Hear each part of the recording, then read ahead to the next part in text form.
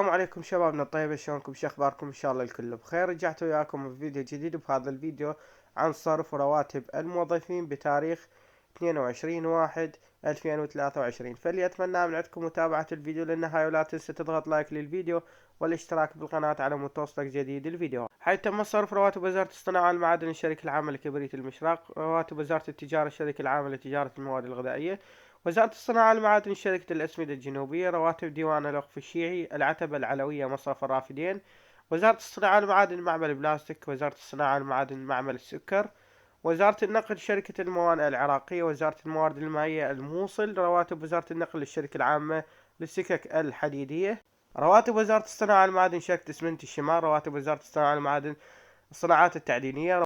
تم صرف رواتب وزارة الصناعة والمعادن شركة الحديد والصلب. تم صرف رواتب مديرية مجاري البصرة. تم صرف رواتب وزارة الصناعة والمعادن معمل اسمنت السدة. تم صرف رواتب وزارة الصناعة والمعادن شركة الفرات العامة. تم صرف رواتب وزارة الصناعة والمعادن مصنع القطية. تم صرف رواتب وزارة الصناعة والمعادن الشركة العامة للصناعات الصرفية.